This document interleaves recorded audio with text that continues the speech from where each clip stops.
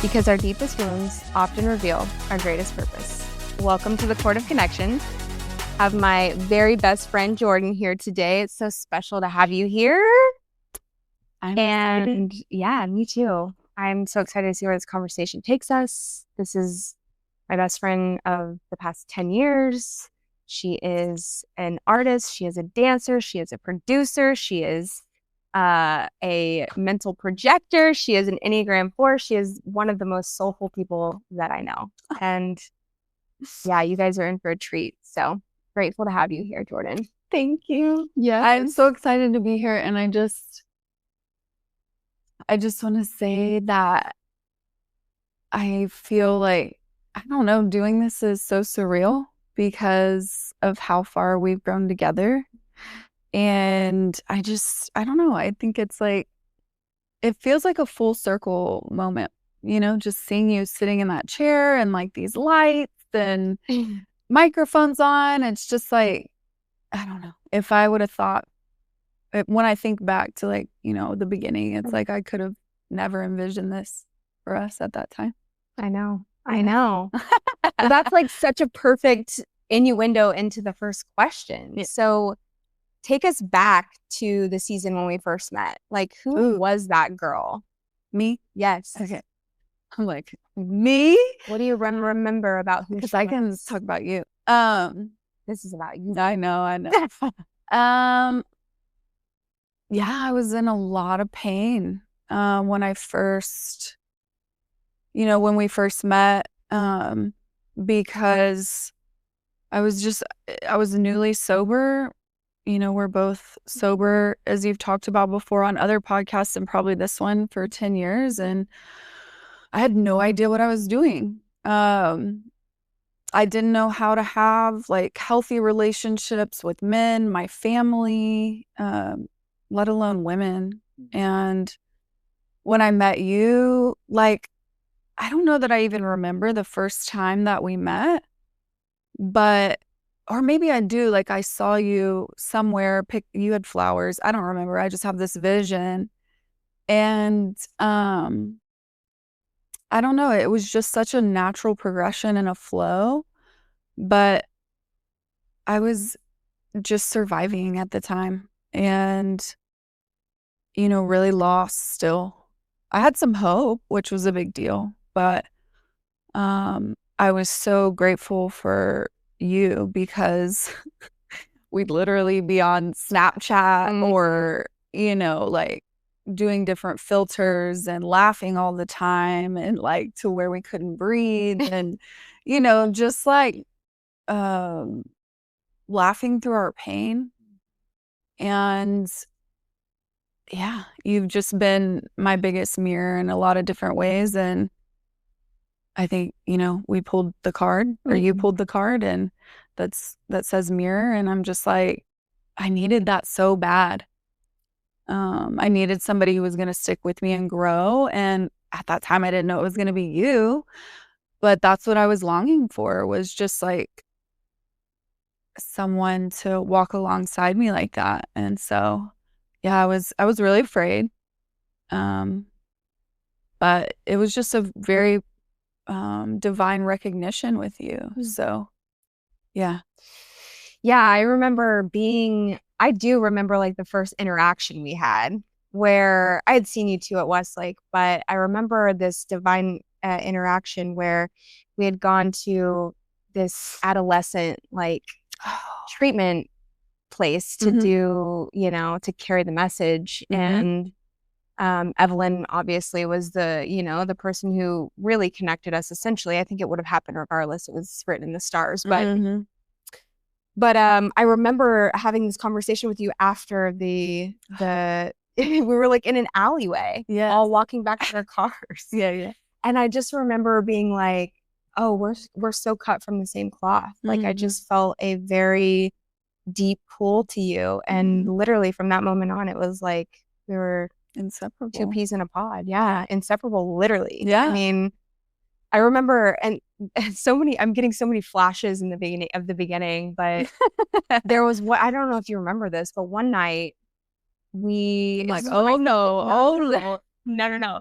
when I still lived at Connie's house and we had just started getting close. Oh, yeah. And you came over and we laid something out in the front yard. Yes. Remember that? It was like a floaty or what was it? I don't know. I don't remember. I think it was like a big couch cushion or something random we found in the garage. In the garage. Yeah. And we had the garage open, all the lights were out, and we literally just like laid out in the front yard on, just like, laughing through our pain and connecting. And what a powerful experience to be sitting here today as women who aren't void of pain, but know how to harness it and know how to lean into it and aren't running from the pain anymore, For sure. Like just embodying what it means to be human in spirit. And that sometimes can be really painful.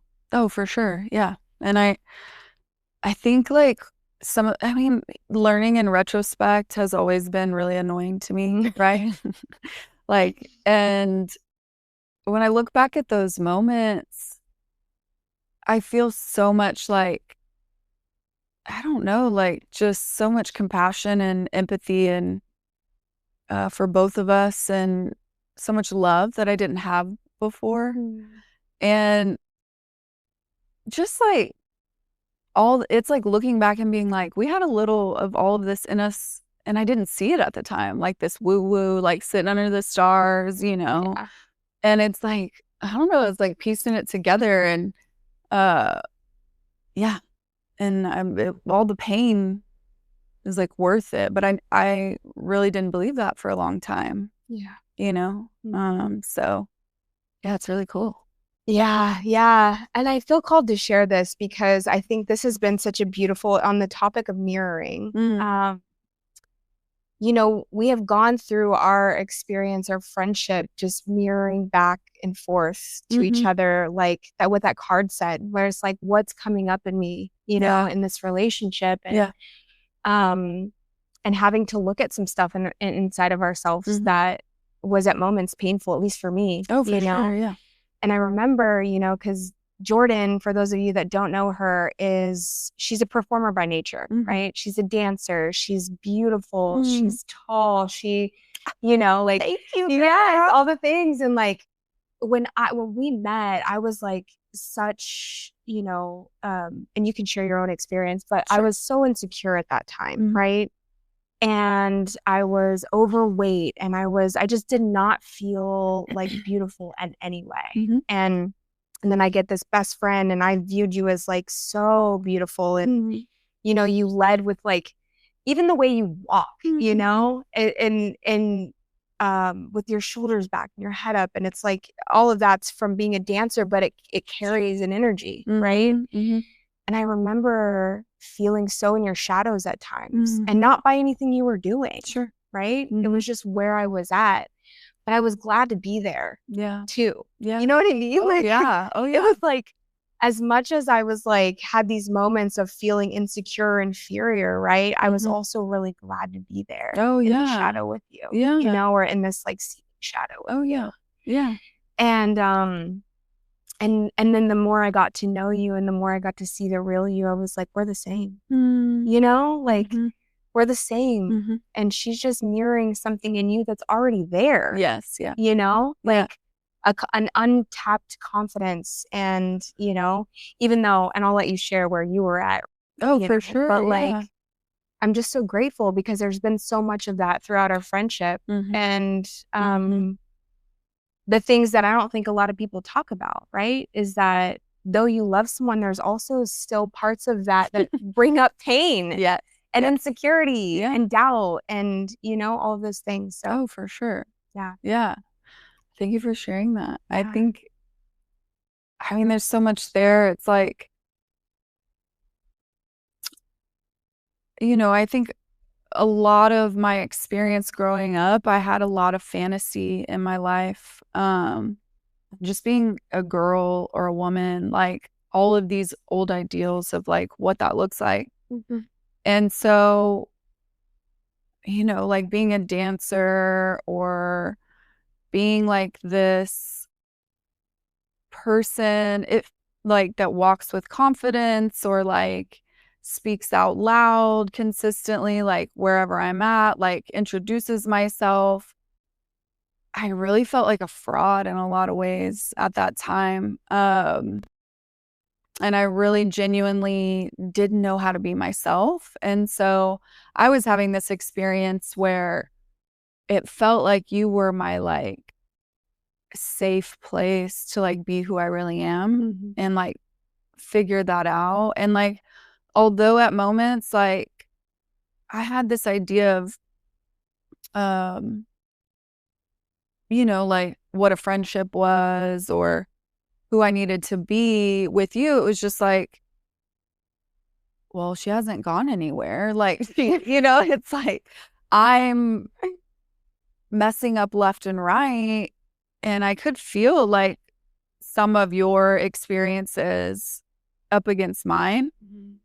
Um, but the cool thing is like we worked through it with our mentor and all these, I know we were calling, maybe not in the beginning, but like we're calling about each other. And like, I think for a long time, like I was in just this place of like trying to survive. And I just really wanted you to love me and like me. And like, I had a lot of experiences growing up, that women were mean to me. And like, I'm not saying that from a victim standpoint. It's just like, I felt really misunderstood and like very ugly duckling sometimes, or if I were talented or achieving stuff, like people liked me sometimes, but they were very surface, or I didn't have a lot of that depth that I was craving in relationships, especially with women. And there's a part, like I have a part in that. And it was like, I had never experienced someone hyping me up that really didn't have, like, even if they did have jealousy come up, that they weren't like exuding it, and or like, really meant it. right. Really felt that way, right?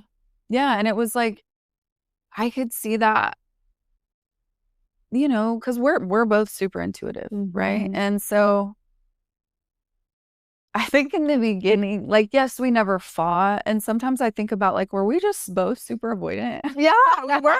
We would silent fight. You know what I mean? Like, we're just silent scorning, but have no idea because we're in our own little world, right? And for those who don't know, like Danielle and I lived together in the same room, same apartment, used the same bathroom for almost a year. And we were using the same car, like, and we never fought. And I look back and I'm like, I don't know. I mean, I don't remember having anything come up, but I'm sure something did. And I just didn't. I was so afraid. Yeah. Right. I was so afraid to have a conversation. Of course. I know there was like stuff about like using your expensive products because we had conversations about it later. Oh, Yeah. That's funny. But yeah, just like stuff like that, just like normal sister stuff. Yeah. Like, because that's ultimately like, there is a connection with you that is undeniable. Anybody who knows us knows that. Like, it's unshakable, really, like, but, but like, going back, because you brought this up in me as something you said, where I was like, even in all of my insecurity, like, you were the greatest catalyst for me learning to love myself. Yeah. Like, you also hyped me up because I think you could feel my insecurity. Yeah. Right. And so I could cry thinking about it because I'm like, that was what made it so beautiful. Because you were like, let me do your makeup, or let me put these lashes on you, or what, and like, but you never named it. You never were like, oh, she's insecure, let me see how I can fix it. It was like this loving gesture of like, let me just do this thing for her, that'll maybe make her feel a little bit better about herself. Already tearing up. How far are we into that? Golly. Yeah. And like, that's why I feel so called to, and there's no mistake that mirroring card came up. Like, this is, I hope it reflects like how much, like, because in those moments when we were silent scorn fighting or whatever, avoidant, it's because we loved each other so much that like there was this fear of abandonment in both of us, so it's like, I don't want to jeopardize anything that would make me lose this connection that I need so deeply in my life, you know? Yeah. And like, just to paint the picture a little bit more, like Jordyn and I were born on the same day, same year, 2 hours apart. And, you know, this circled in my ether recently where someone else like one of our teachers has a similar experience with his ex-wife where they were born 2 hours apart. Mm-hmm. And he said he's honoring her in this post. And he said, she came 2 hours after me because God knew I needed her. Mm-hmm. And like, that is 100% what happened with us. Oh, for sure. Yeah. Yeah. I genuinely feel like I cannot see my life without you being in it. And sometimes at moments in my life, it has felt so uncomfortable, to be honest, because as you know me, it's like I really struggled with this level of dependency on people. And the way that would show up, I mean, it was mostly on men, but like sometimes, in the beginning, and I feel like we've switched places a lot, right? And I'm sure we'll talk about that. Like our stories have like literally married each other, or like where we like switch spots a lot. Sister. Anyway, but yes, I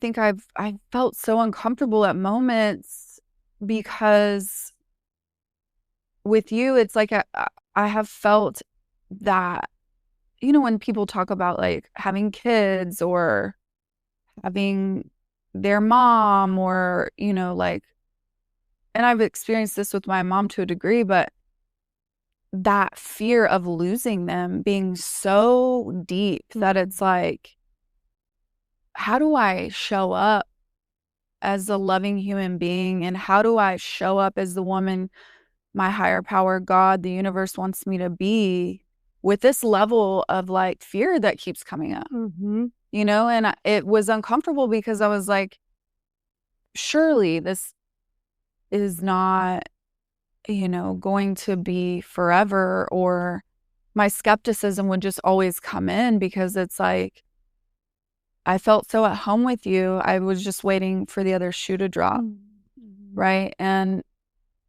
because that's been my experience with like a lot of family members and, just friendships.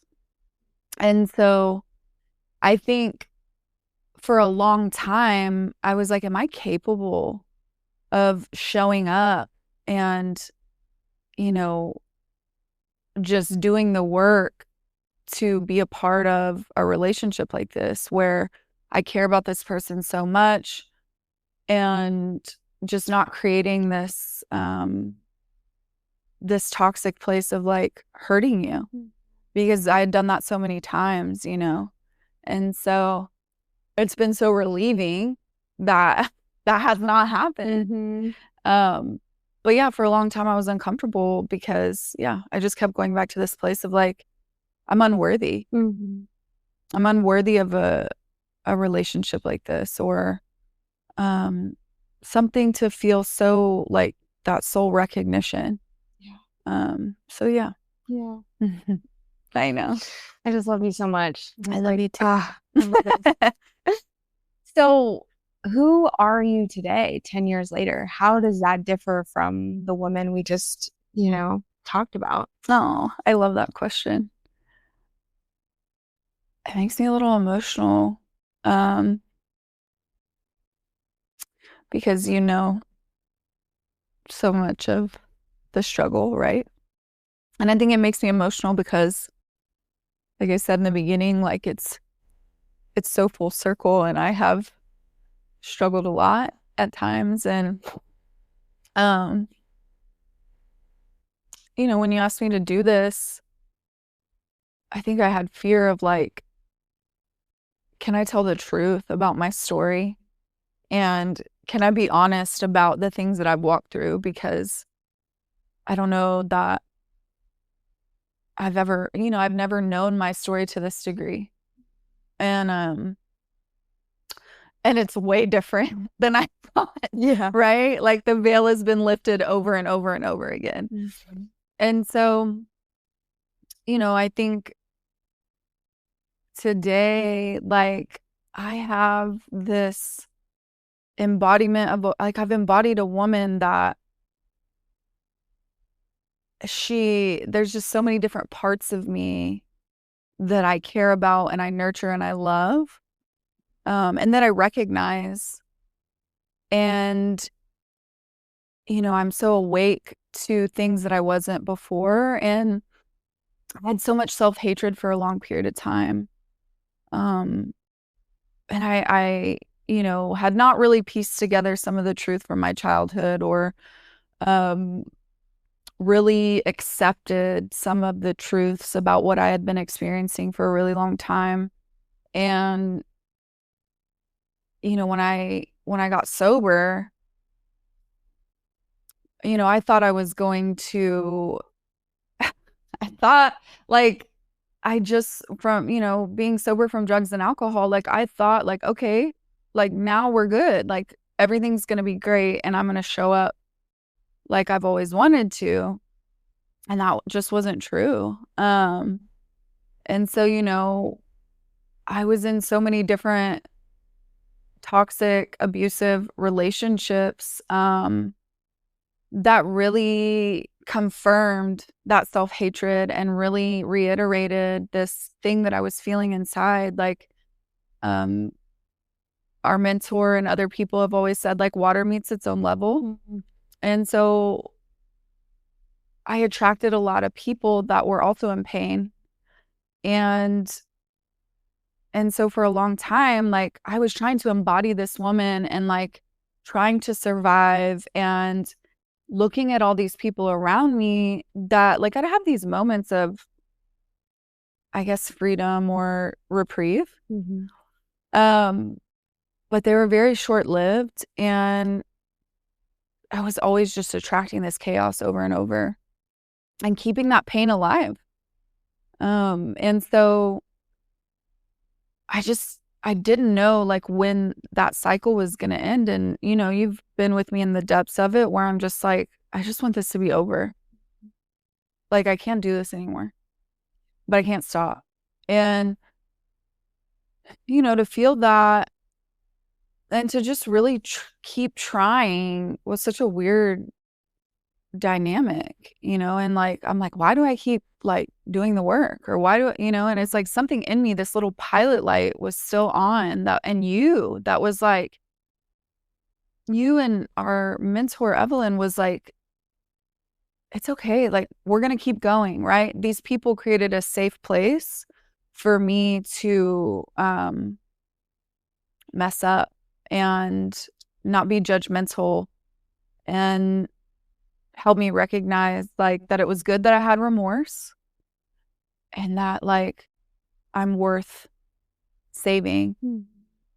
And so, I think I was really tired for a long time, and trying to embody this woman that I was not. You talked about David Guillaume earlier, and, like, my vessel, my being was not ready to hold this woman, that I'm supposed to be. And so, at 8 years sober, I just hit this, like, wall, and my dad died, and, I got out of a, on and off, like, a relationship that I had been in twice, Mhm. and with another, really powerful mirror for me. And I changed jobs, and I moved, and it was just these dominoes just fell. And it was like, "What are you gonna do?" And I fought a little longer, where I was like, okay, I was in another, I was just in these other toxic situations, and really trying to bring chaos into my life on and off. And there was this moment, that a very small window of opportunity, where, someone helped me out. And this woman was, you know, kind of sober in relationships. And she had reached out to me before, and I wasn't ready then. But I called her, and she was like, these are the things you need to do.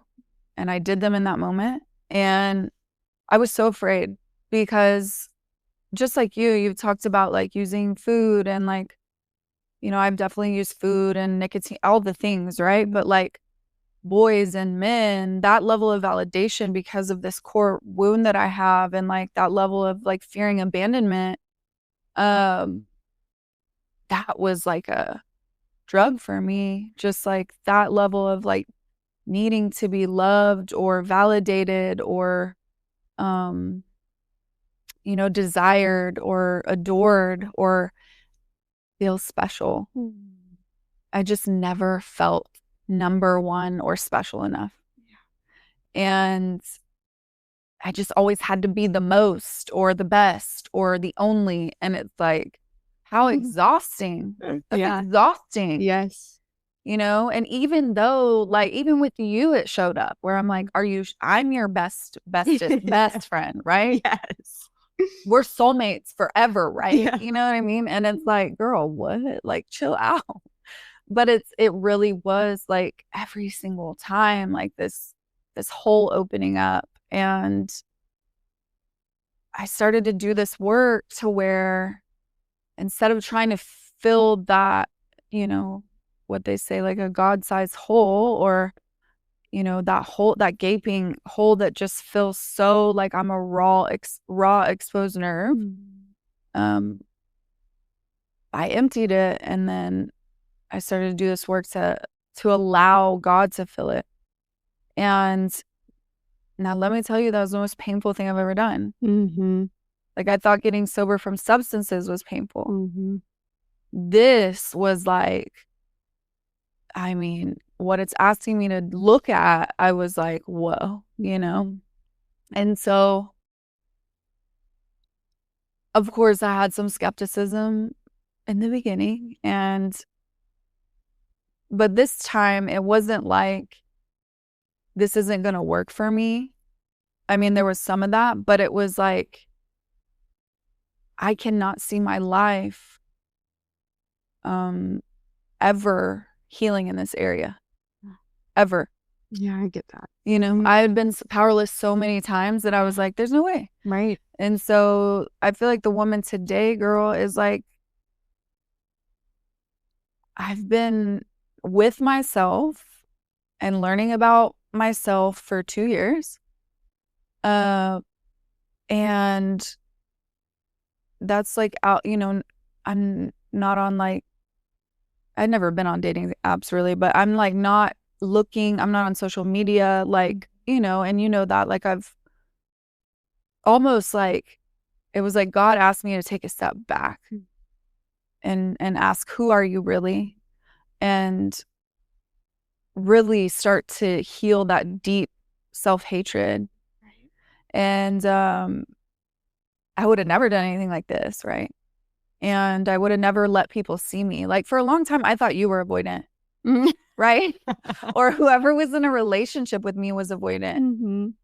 But like, the reality was like, I weaponized my emotional intelligence and I avoided by blaming other people for a really long time and made it their problem. And, you know, I'm just sitting here and I'm like, I feel so much freedom in a way that I never did before. And it's like, I'm so open to saying, I don't know, and like learning stuff. And like, you know, you and I have like experienced jealousy. Like, when you started this podcast, like I was like, I'm going to get left behind, you know? And it's like this experience of like, all of that comes up again. Yeah. But it's so short-lived. And it's like, I just feel like this woman that really had so much love for myself and like can express it in such a different way and share it, especially with you. You know, like, I'm going to love you no matter what, be your number one supporter. Never allow that stuff to get in the way. have hard conversations with you. Mm-hmm. And yeah, I think the best way to just wrap that up is like, I'm becoming the partner that I've always wanted, that I was seeking out there, you know? And that is so cool because it feels like definitely a miracle for me. So, yeah. Like have chills. I'm like tearing up. It's because I genuinely have had a front row seat more than anyone, you know, in the last 10 years. And you know, the interesting thing is there were moments where I was scared for you, just like there were moments you were scared for me, you know? Oh, yeah. But I just always knew it was just a soul knowing like she's gonna be okay. Like even though this is so scary and you know, it just does not look great right now, like she's gonna be okay. I just knew it, you know? And I remember your last experience, like you mentioned this, I'm not gonna give any details, but your last experience before you got sober in this area, like I remember being like, oh hell, you know? Yeah. But I genuinely was like, nope, give her the space. Yeah. It's gonna bleed dry really quick. I just knew it. Yeah. You know? Yeah. And sure as shit, you know, it was like coming out of the trenches one last time. And it was looking rough, right? I mean, come on, you know? It was like, here we go. I definitely, it was scary. Yeah. But like, that's the beautiful thing is that we have learned how to, through each other, have learned and through life experiences to the significance of learning how to parent ourselves. Yeah. And then building trust within each other that like, we're not going to abandon each other. Right. No matter how hard it gets. Yep. No matter how uncomfy it gets, you know? Because I remember like that feeling coming up because we had talked about the potential of doing a podcast together. And, you know, what I love and respect about both of us and admire so much is that we have such a deep knowing and intuition. And there was something in me that was like, you have to venture on your own first. You have to push through and you have to do this thing because in part it was like, I don't want to do it alone. Oh, for sure. You know, I need my hype person. I need my, you know what I mean? Like, it felt like the more comfy route, you know, to like do this with my person. And, you know, God was like, you have to step out in confidence and work through these things. And now it all makes sense because leading up to the, you know, the first episode launching, all my shit came up. And I was like, wait, I don't want to do this. I don't want to do this. I lied, you know? Never mind. But I remember calling you. And again, it was like all of that shit came up where I was like, I'm going to disappoint her. I'm going to upset her. I'm going to, you know, blah, blah, blah. Right. And it was this cool moment of like, you were like, yeah, I am disappointed. And like, I love you and I support you and I'm going to work through whatever comes up in me. And there's so much power in that. Like you've taught me so much, you know, and, you know, you said that you didn't have real relationships leading up to that or didn't, you know, people left you. And like, I really hadn't either. You were the first real relationship where I showed myself fully and got to see that like you weren't going anywhere. Yeah. And you could hold all my ugly, like scary to what I felt was ugly and scary parts, you know? But yeah, so I'm just, it is such a full circle moment to see the woman you are today on camera and just like kicked back, you know, just like kicked back, like not, you know, in just such a different light, you know? Yeah. So, Thank you for saying that. Yeah. I feel that. I mean, both of us, right? Yeah. And like, yeah, it's like, I don't know what we still like have those moments that are so human and, you know, just that rat race in our brain. And it's how many times we've gone back up and how many times we've looked at the things and continue to. It's like, yeah, I have so much respect for us. You know, I do too. I'm so proud of us. I am too, girl. Yeah. Well, and here's the truth. Our soul print, like we came down here on a mission. Like, yes, girl. I mean, we're on a fucking mission, y'all. Yes, like, we are. And even if we wanted to stop, we can't. Like, that's the thing. No. Like, there's a fire in both of us where it's like, we're healing generational trauma. We're here like on a deep mission. Girl, generational trauma. We're healing it. Yeah. That is 100. I 100% feel that. We've had so many conversations about it. I feel like that is the pilot light in both of us that has been on so many times, just there flickering. Yep.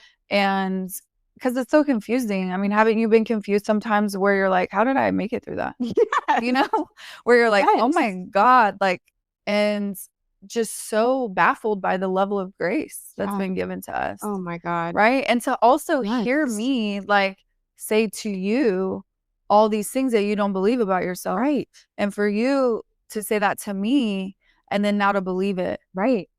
And but there's moments, of course, we don't, but it's very short-lived now. And it's so like short-lived. Yeah. And so it's like, oh my God, like I don't know, to think like it's possible to like heal and continue. Yeah. Like those two words were really scary for me at first, you know, and yeah, it's just wild to hear you talk about it in that way. It is, girl. You It know? is. I mean, it's just like mission is an understatement. Yeah. Dude. Like, and I think the world at large is so many of us are feeling this like upcalling, this like, this, so many of us are being called to rise. Yes. You know, and I'm just so glad I get to do it with you. Me too. You know? Yeah. So powerful. Yeah. So on that note, like you had mentioned skepticism, right? There was this skepticism coming into this where it's like, it's not that you didn't believe in a higher power or something greater. It was just, there was such a level of skepticism in like this whole world, right? Yeah. Like, I don't know about all that, you know? And so what was the, like, was there a moment, was there some experience that really like woke you up to like leaning into this being your absolute truth? Like that there's no denying that. I think it's been a series of experiences. Because I mean, you and I have had some, you know, that I think looking at you, and I've told you this, like at first it felt like you had this blind faith that I didn't have. Like I was like, how do you do that? And I was really trying to think my way out of everything and analyze and just rationalize. And I think that, I mean, one of the first moments that really was a catalyst because I was the girl that thought about, or the woman that thought about drugs and alcohol every day. And yeah, that just what really thought something was worse in me, right? I'm a 4 on the Enneagram. Yeah. We love our 4. So I thought it was so unique that like, you know, although this has helped millions, like, you know, lots of people have gotten sober. Yeah. Like millions of people, like I'm the exception to the rule. And so yeah, there was this moment where I had been doing a lot of work and continuing and just showing up and doing all the things I was asked to do and trying my best to keep an open mind, although I had this chatter in my head. And then one day, you know, I was sitting on the patio with our mentor. And I mean, if y'all don't know her, she looks like a freaking just fairy or magic human, or like just like she was plucked from some other planet and put here, you know. Literally, she's so ethereal.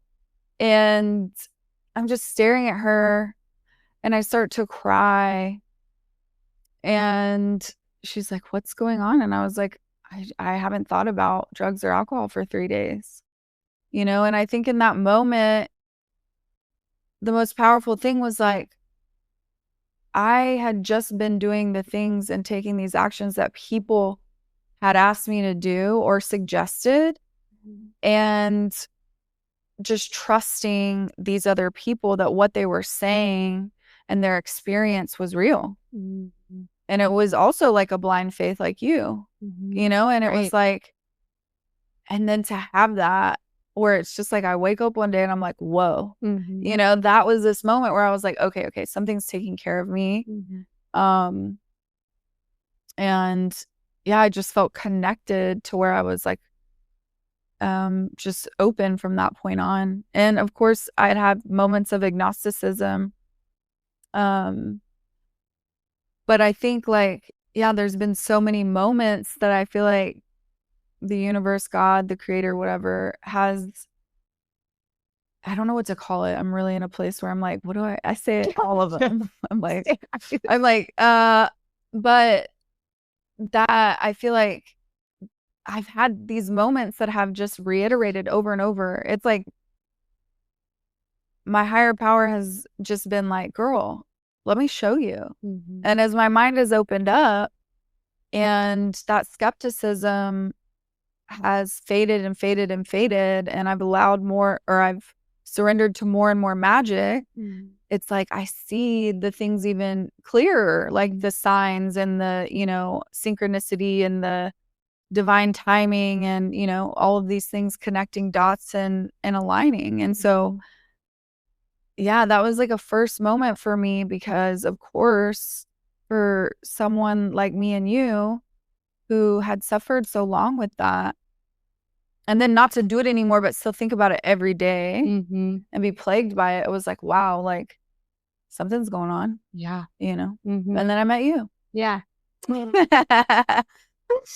Oh, I love that so much. And, I was just kind of making this connection of like, this is a woman who had such skepticism in this area and now is tapped into some abilities that I just get so hyped up about. And that is, you're currently like honing and channeling. And I don't know how much you're willing to talk about, but how cool is that? Like you're a woman of skepticism is now like channeling, energies from different who knows, different realms or planets or who knows? Like I don't know. So I would share with us like what that's been like.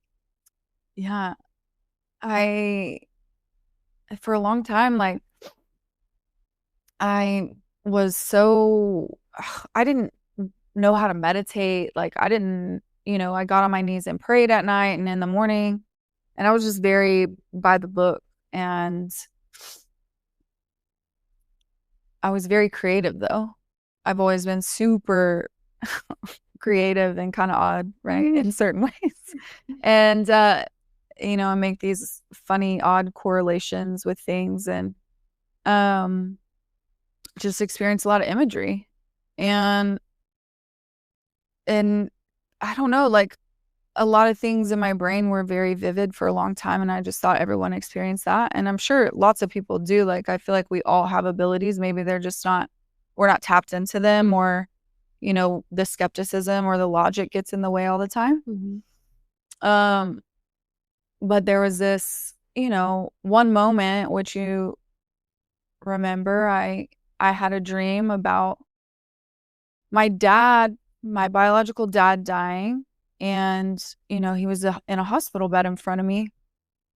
And I woke up sweating, and it was so vivid and real that I was just kind of shocked because I don't even remember dreaming about him before. Right. And then for 4 days, it was just all over me. And I think on the fourth day, and just his presence was all over me. And on the fourth day, my brother called me and he said, you need to get to Minnesota, Fargo, North Dakota, both. Represent. Yeah. But you need to get to Minnesota right now. Dad's not doing well. He's in the hospital. And chills. Yeah. And so I was so like, no way. Right. Like, and I walked into that experience talking to our mentor and, her saying like, your perspective and thought life can steal this away from you. And you can have a totally new experience if you want to.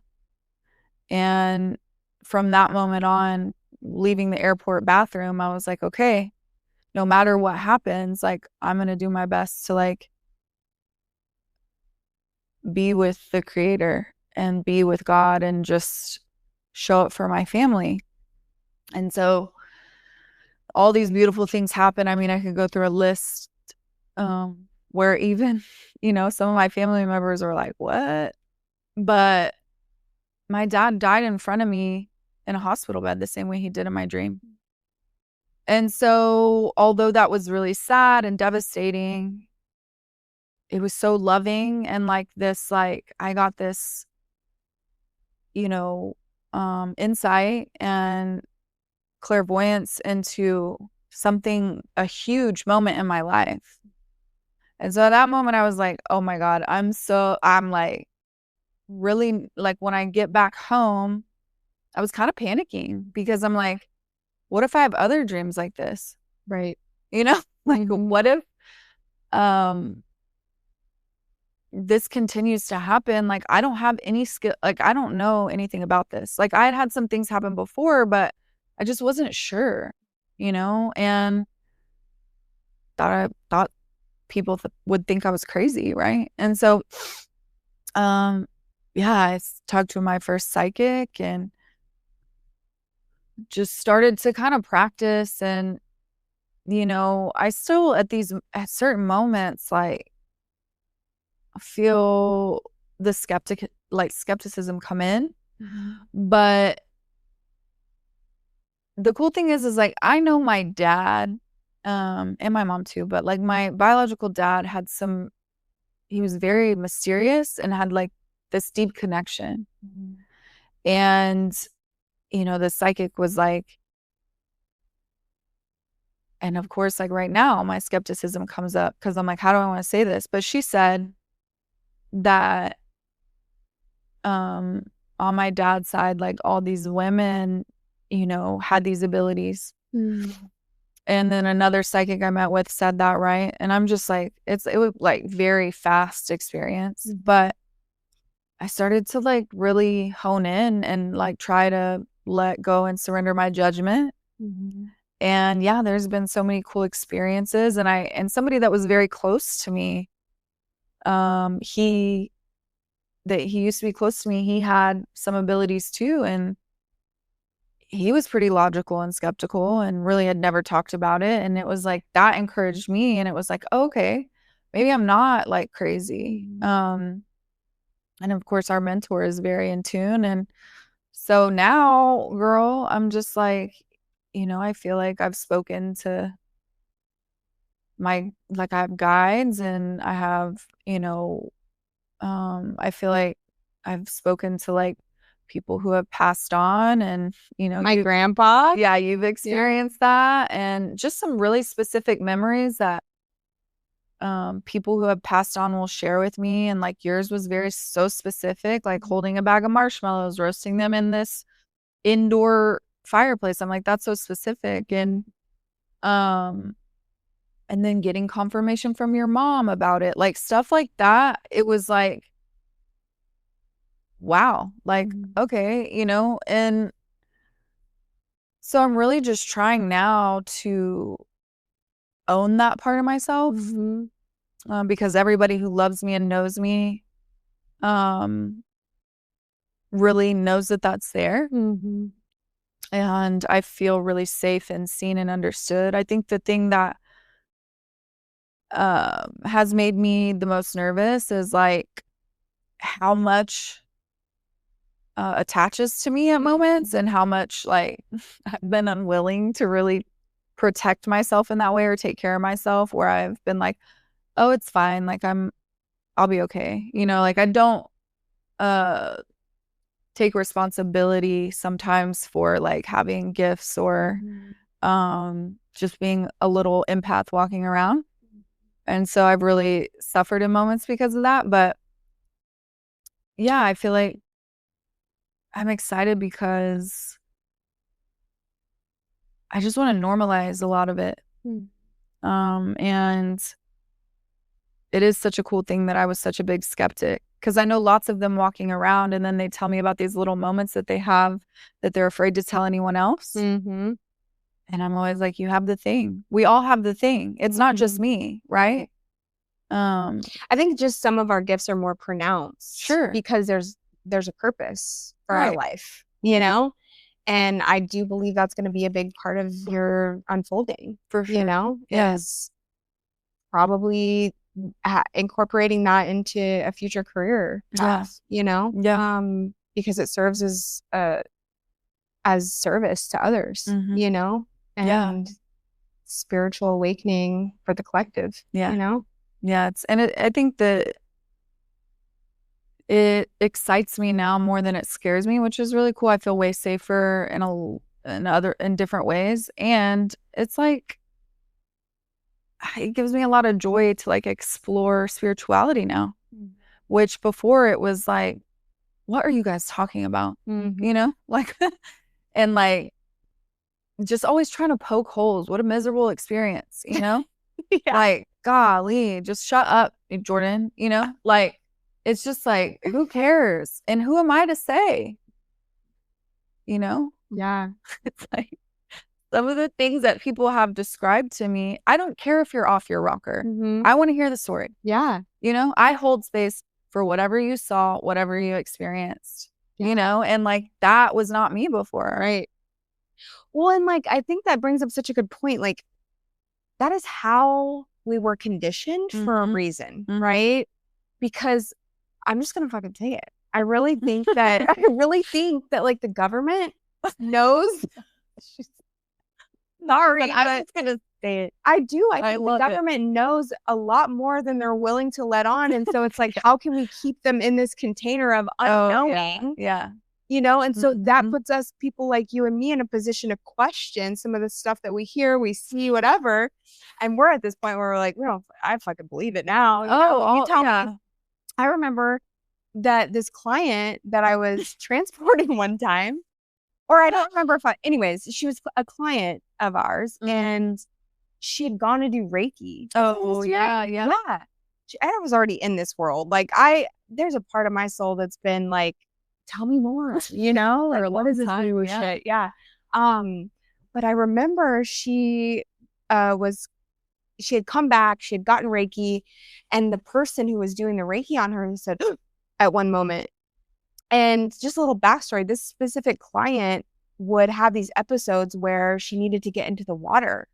And she was so obsessed with the water. Oh, yeah. And she would start like freaking out and having this experience, and we would have to ground her, right? But so that's significant because this person who was doing Reiki, when she gasped, the woman was like, "What?" And she was like, she described that she saw this blue water being that this woman like transitioned into this like blue water being when she was touching her for a second. Wow. And come to find out that this person who we labeled as crazy, she claimed to have been living a separate life, or a life on a different planet, and that this being was dying. And that's why she kept going to the water and having these episodes. And the whole time, all these like doctors and other providers that are taking care of her are like, psychosis, you know, and I'm over here like, oh hell no, this is happening. You know what I mean? Like, I'm like, tell me fucking more. You know what I mean? And so I don't really know where I was going with that, except that like, I think so many of us are conditioned to believe that that's crazy. Well, yeah, and it's like, you know, I think that it's no accident, right? Like, you and I, first of all, have taken the long way around in a lot of different ways, right? And because we've recognized that shortcuts don't work. We've tried them. Yeah.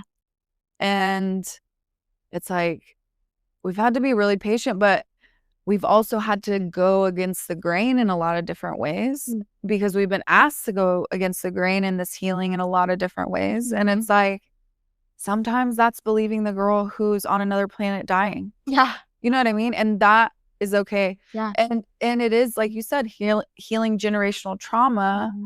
And just all this stuff that, you know, most recently our parents experienced in society. And a lot of the ways that we were raised to think, which wasn't like necessarily bad. It's just like confining. Sure. And so it's like so relieving and liberating to like just be like, who cares? You know? Yeah. Like, what if that's real? What if, right? Yeah. And to like consider it, and it's like, and to not have to prove all these things, quote unquote, wrong. Right. You know, and like, I love that our mentor says like what works and what doesn't, because I just had so much judgment left and right for myself and everyone else that it kept me so separate. And like letting down that facade, that wall, like, and just being like, I have no idea, has been so freeing and so like has connected me, and just I've felt the flow of life. And that is like not what I expected from just shifting into like, I have no idea and I'm willing to consider it, you know, and believe you. Yeah. Like, that's insane. Yeah. And so, yeah, I think it's like, yeah, we've definitely, and you know, I think too, like right now, like this in me, because I was just thinking about the like being on a podcast today, and I'm like, the story, my story, anything I believe right now, that's what I believe right now. It does not mean like next year, 2 years from now, that I will have the same beliefs. And it doesn't mean that like we're evolving. You and I have evolved so much. Oh my God. You know? Yeah. Well, just in the Like last 2 months. Yeah. Even that jump is I know. massive. I'm like, what the hell just happened? Right. Like, Yeah. Yeah. And so it's like I feel like we have just really what I pulled this value card the other day, and that's what I'm trying to think of, but like, oh, we've just really created space and safe environments for people to explore in that way, and to just, you know, take all these different parts of themselves and thought processes and creativity into consideration. Yeah. And like and it's like we're very inclusive. And it's not just like we're healing our own stuff. Right. It's like we're like sharing that experience, so it's like more normalized. Right. And I love that, because I didn't have really anyone that could, besides Evelyn and you, for a long time, where it was like, hell yeah, let's do this. Let's learn this. Yeah. Let's go down this path, you know? And it was exciting and scary at moments, but, and you know, when people, I'm healing that part of me, or working on this part of me where I am not going to be understood. Like, I'm not. But I'll catch myself, girl, explaining XYZ, being long-winded as hell, you know, just like trying really hard to get this person to change their facial expression about me being a psychic or a medium, you know what I mean? Or like whatever it is. Like, or how this idea is gonna work. And it's like, no, that, you know, it's like learning this, like, can I validate me? Yes. Can God validate me? Can I be understood by me? And like paint this new way, or it's not even new. It's like just this way that I'm being called. Yeah. And it looks unrealistic to me, or just so far-fetched, or like crazy. And what we've recognized is like so many things we thought about our life before was like, we'll never achieve that. We'll never be there. Right. And here we are. Right. Yeah. You know? So it's like, I've been proven wrong so many times. Totally. Yeah. And I really appreciate that now, because I'm like, wow. You know? Well, that makes me think about, I just recorded a friend earlier, and one of the things he said was he walked away from the situation, a spiritual experience, and he was like, oh my God, like, what else do I not know, God? Right. You know? And that's just, it's, what else do I not, I feel like we live more in that place than not. Oh, you know? for sure. And the other point I was going to make too was like, there has been this dance of learning discernment through this process too. Like, it's a big responsibility to have this information and this, like, to be a part of this, like, unfolding. And learn how to, because not everybody's ready for this information. No. Not everybody can hold it, and that's okay. But it's something that's been kind of heartbreaking for me along the way, is having to be okay with being misunderstood. Yes. B, being okay with some souls are never going to be ready or for that level of evolution in this lifetime. Mm-hmm. And or that it may come later in life. Yeah. And you don't get to speed up that process for people. That's hard for me because I just want to take people with me. Oh, me too. I'm like, no, come on. I've literally felt like I'm leaving people behind, and it's heartbreaking. I've said that lately. Yeah. It's been heartbreaking. Well, we talked about that, Yeah. Well, and it's like all the divine relationships that we've experienced. Mm-hmm. And all the people, it's like, it's just like, I want to give you the answer. Yeah. Take the answer. Yeah. And it's like, lots of people wanted to give me the answer, and it wasn't time. Yeah. Like, divine timing is so important. Mm-hmm. But for me, it was like that ego, egoism of like, no, like, we're going to figure this out now. I know what to do to fix it. Mm-hmm. And it's like just totally negating, the divine, like what's supposed to happen. Divine order. Yeah. Yeah. And it's like, I don't know what experiences they need, but I know that I needed all of mine to get where I am, to really deeply heal and take out the root, like get to the root, you know? And it's like, had I not gone through all of those things, I don't know that it would like completely heal, or I'd feel that freedom. Like I'd still feel that attachment or that suffering. And so also, like, what did he say? He said, God, what do I not know? Right?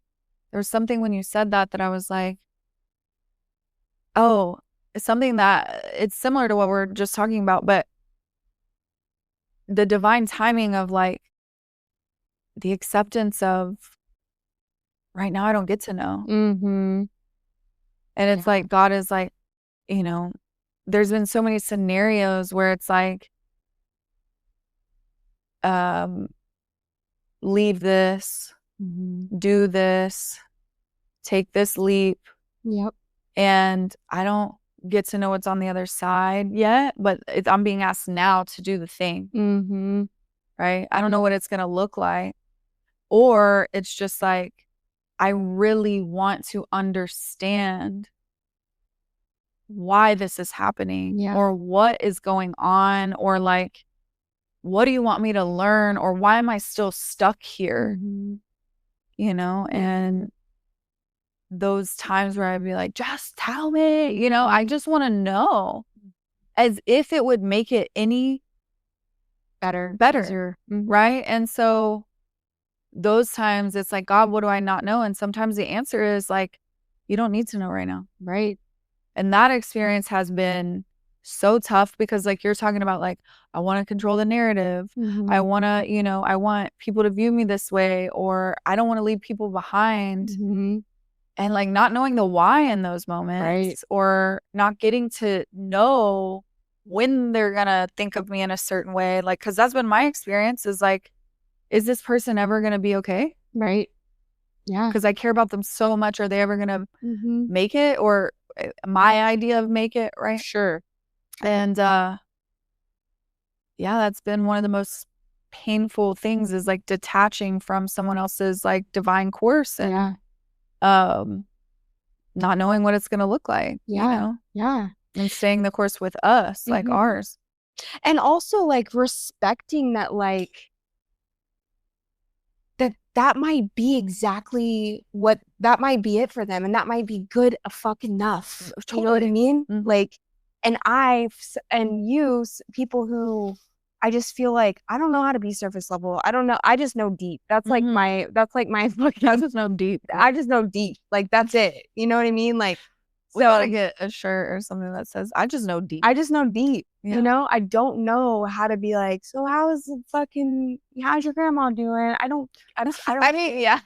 Where you're really like, where it's like, inauthentic Yeah. or, I mean, we can do that, but it's not our comfort zone. No, it's not Yeah. a comfort zone. And so, but for some people, like that's okay. Oh, Like, they want to totally. live in that space. Oh, And I'm like, yeah. but And they're and there's meant to. and they're meant to, and there's Yeah. nothing wrong with that. But like because my, natural state is like wanting to go really deep, I assume everybody else should do that too. Exactly. Yeah. Or want that. Yeah. You know? And when they're not ready and they're offended by Yeah. you trying to go there. Right. I've experienced that. Totally. And I've really hurt some people with that. I've Yes. really deeply hurt some people by pushing them when they're not ready. Yeah. To look at certain things in shadows and darkness. And especially in relationships. Totally. And I experienced so much remorse with that. And it's like, yeah, learning that respect of like, it's so powerful because it's like, it goes back to like, who am I to say? Right. And like, how cool for them.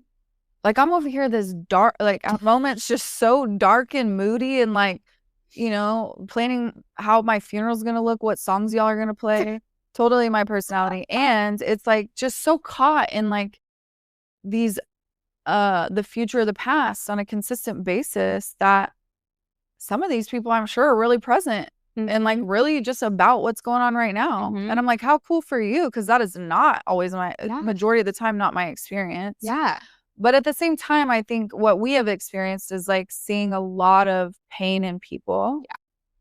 And just wanting to help them get out of it and help them like heal it, not necessarily once and for all, but like to where it's like more manageable and they don't feel so trapped by it. And that's not always what's meant to happen. And yeah, that's tough. Well, and I heard this somewhere where somebody said the potential quote that you see in other people is only like looking at what you would do in their situation. And that really hit home for me where it was like, oh, that's what's happening. I'm projecting like what I would do in your situation. And like it's not a bad motive, right? It's because I care and I see like so much more. Oh yeah. And I think too, and this is just, it just came up for me when you said that, my experience has been like also the potential is like one like what you could give me if you were that way. Totally. And then two, what I think I'm lacking in me. Yeah. And that's like, when I heard this, it's mostly in romantic relationships, but there was another podcast I was listening to a while back, and she just said, she was talking about the chemical like response or whatever when you see somebody that's like probably not the best, like it's about to be a toxic situation, right? It's like that high or whatever that you get with a person where you're just caught off guard.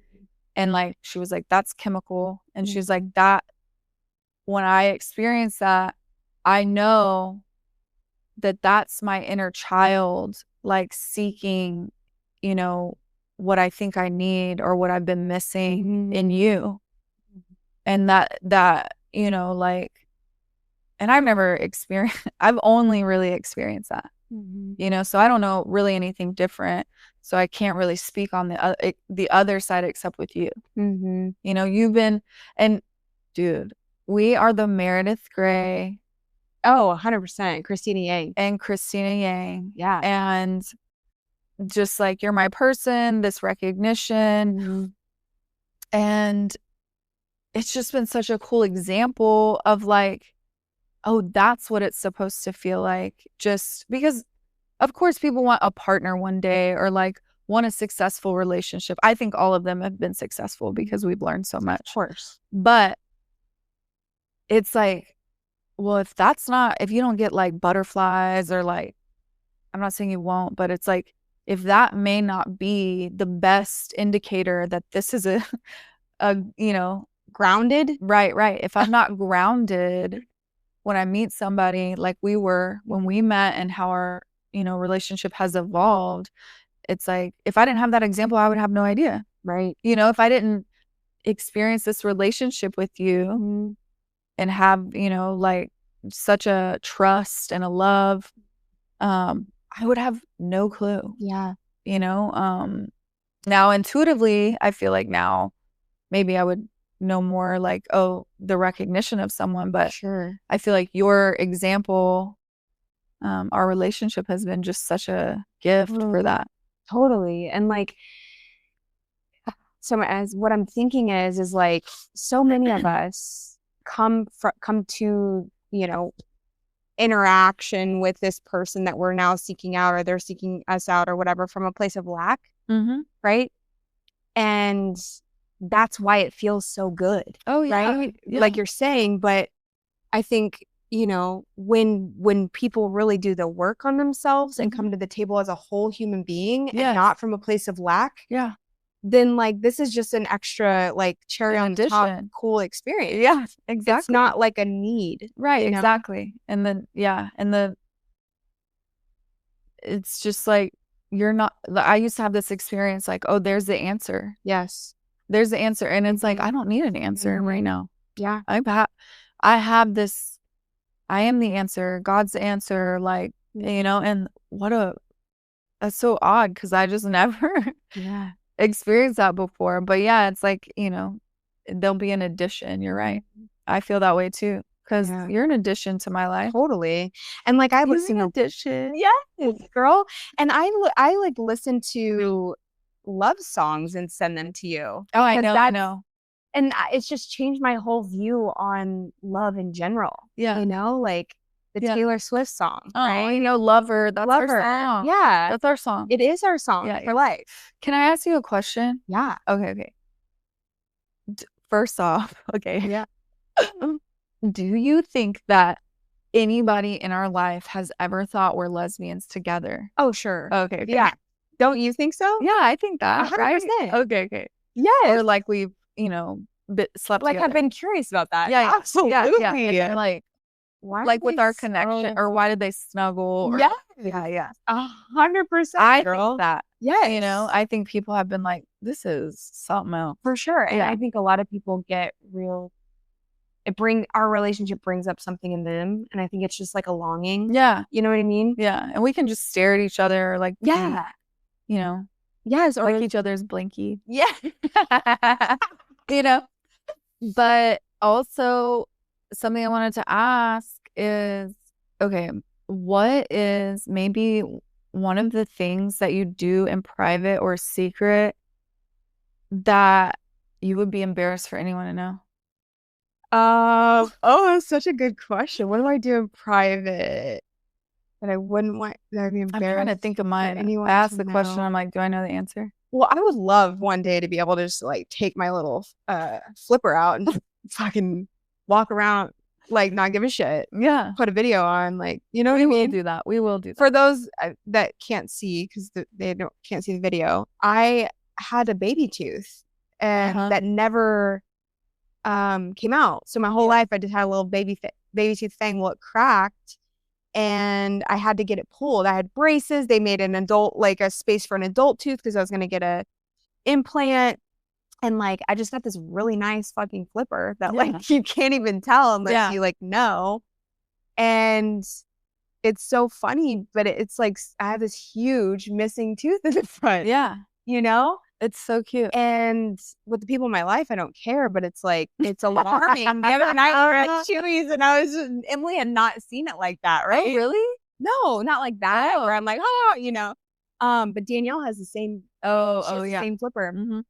But it's so funny because it's so alarming to people where they're like, whoa, what on earth? I love it. I think it's so funny. But I don't know. I'd have to think about that. What about you?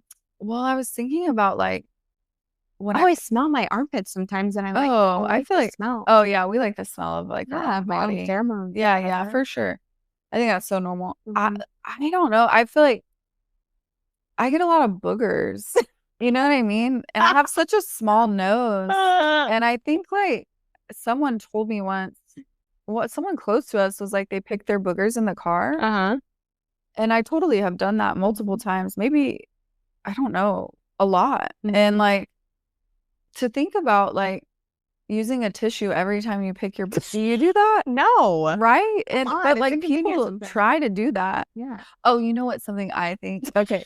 But like, okay, yeah, like we don't use tissue ever. Like, right? You don't use tissue. We don't wash our hands very much. That's what I was gonna say. Yeah. Yeah. Because it's like, remember, Public service and now we don't wash our hands very public much. service what? Announcement. You said now.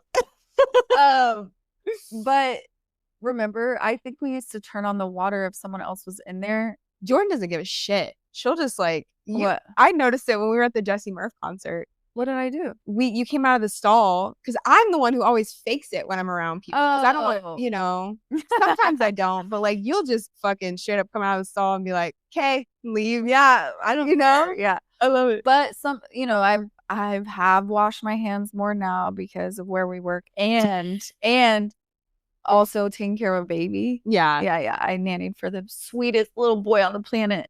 But yeah, no, like in certain situations, I'm like, I'm not doing that. And then also like, I don't know, like picking your nose is normal, right? It is. Yeah. Yeah. But I don't know. That go straight up in your, like they're the perfect size for the hole. That's what it is. That's what it is.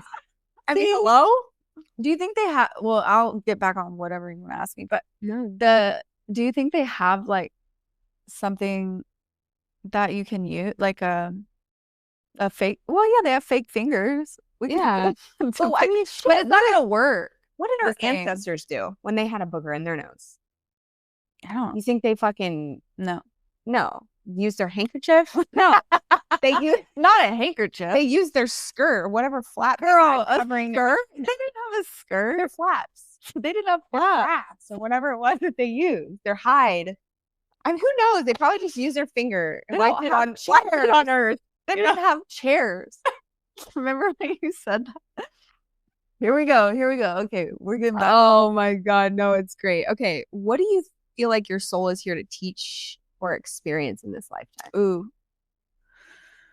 Well, I used to use the word mediocre. And I think that can be really negative. But I think a lot of what my soul is here to experience, because the reason I say that is because I felt super mediocre, like almost there, right? Like, in my dance career and being pretty and like, being successful, like it just always felt like I was just like almost like I had potential. Everyone's like, you have so much potential, whatever, right? And it was like, or I'd be like second best. And I think like first it's like learning like to trust God and like what's meant for me. I'll be a magnet for that. Another thing is like, Evelyn said it like, she's like in the front of the train, there's all these like beautiful, decadent,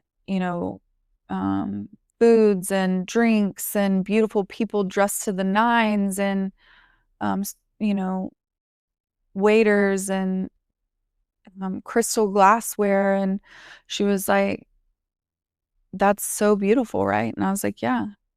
And she was like, but you want to be on the back of the train with your people. And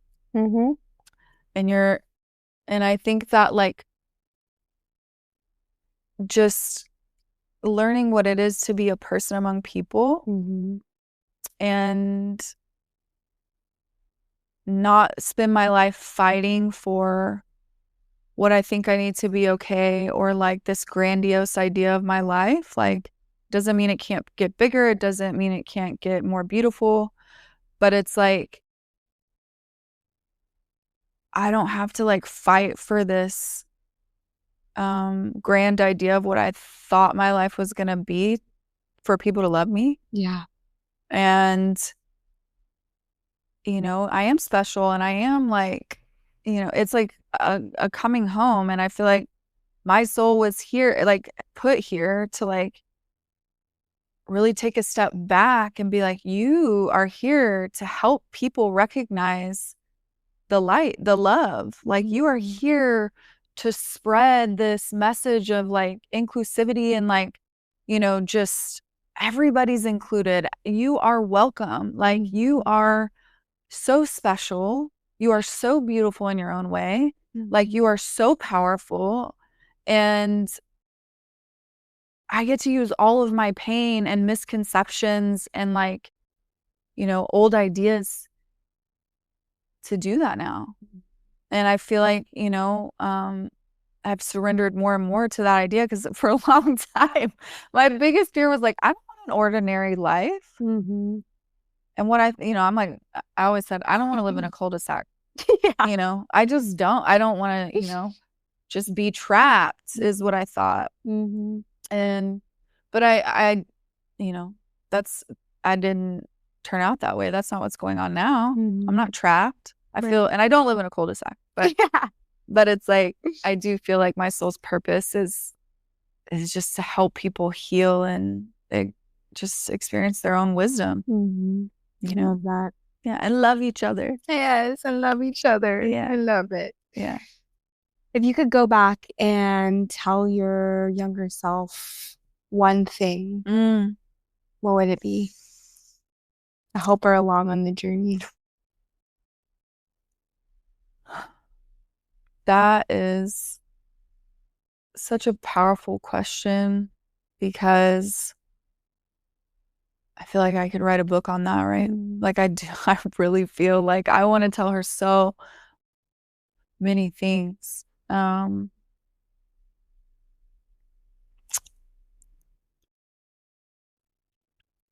think the main thing for where I'm at right now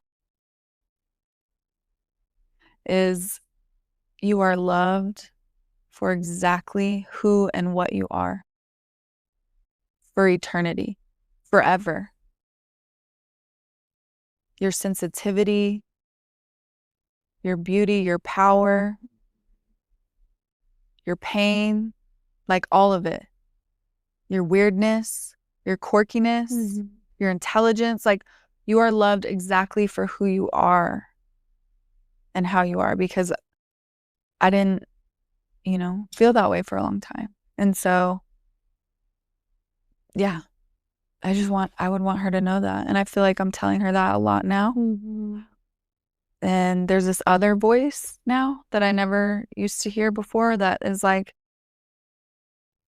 that really challenges that side of me that's so critical. It's like, girl, that's not true. Girl, we love you. Yes. Your new curves are Sexy, delicious. womanly. And Yes. yes. Like, you are, it's like this other voice that I just never had.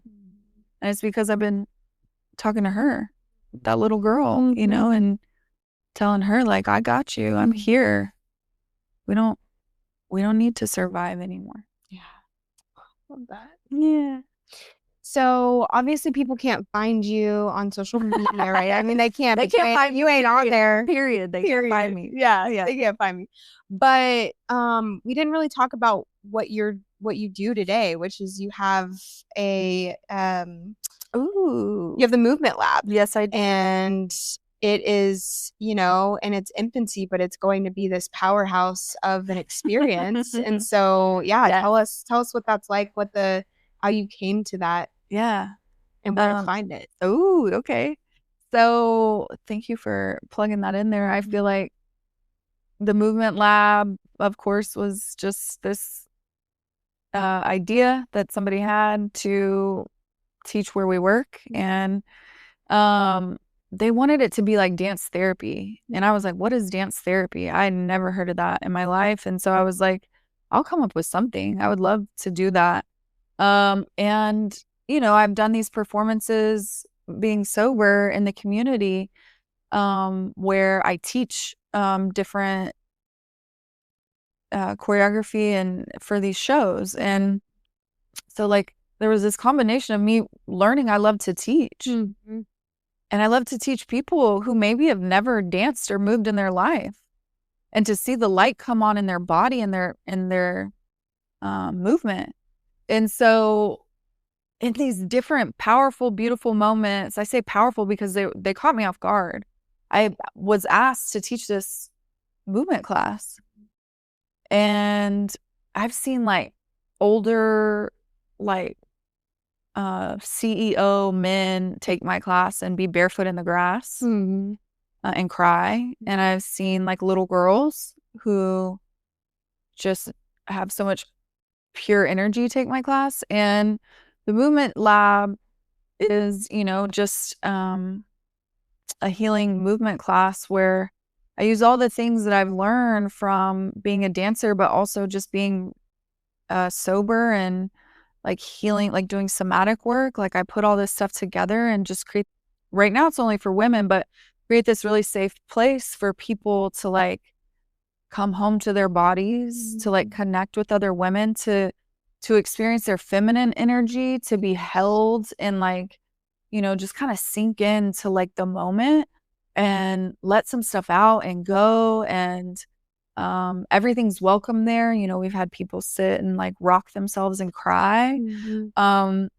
We've had like just, so many healing moments. I got to bring my mom and, her experience, she's had some tough experiences lately with her health and got to build her up and just, I think it's like this developing, I'm developing with other women this place where we really get to like embody the light together, like this light that maybe we don't tap into all the time.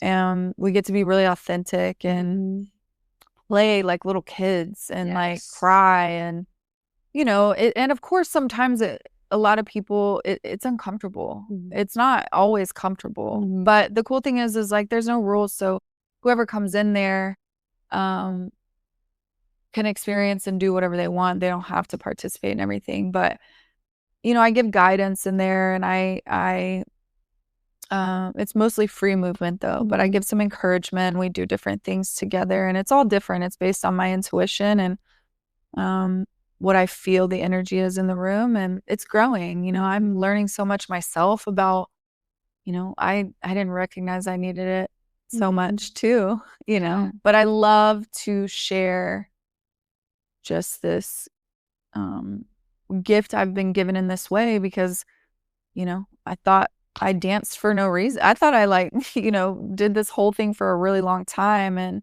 there was no reason for it. But now I found it and it's like, it's just such a cool experience. So it's MVMNT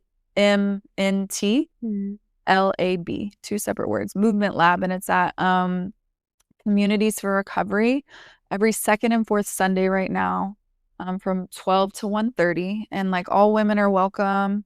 You don't have to be like sober or, but yeah, wear whatever you want. Don't shower. Like it's a loving place. I'll bring tarot cards, oracle cards, Palo Santo for people. And yeah, we just share a loving energy and raise the vibration and gather together. It is. It is such a powerful experience. And I've gotten to witness you on stage where you fucking shine, like I've been able to work alongside you, like as you teach choreography where I'm not very, She kills it. It takes a lot more for me, but you're such a great teacher. And then having this experience at the Movement Lab has been like so, moving energy that I need to move sometimes and just having this beautiful experience of witnessing and being witnessed, so yeah, I'm just so proud of you and I'm so grateful for our relationship and this is just the beginning of our mission and I'm grateful you're here and thank you. You're such a powerful human being, Jordyn. So I love you for being here. I love you so much. I love you so much. Yes. All right. May the cord that binds us to one another and to Source remind you that you are never alone, always guided, and always home. Until next time. Until next time.